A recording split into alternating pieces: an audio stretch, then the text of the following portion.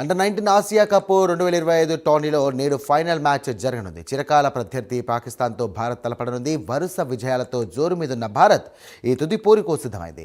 ఇక లీగ్ దశలో పాక్ను భారత్ 90 పరుగులతో తేడాతో చిత్తుగా ఓడించింది. ఈ క్రమంలో ఫైనల్గా మరోసారి దాయాదితో ఆమీ తూమి తేల్చుకోనుంది. ఇక టోర్నీలోని ఇప్పటివరకు 4 మ్యాచ్లు ఆడినటువంటి భారత్ 2 మ్యాచ్ల్లో 400కు పైగా స్కోర్ చేసింది.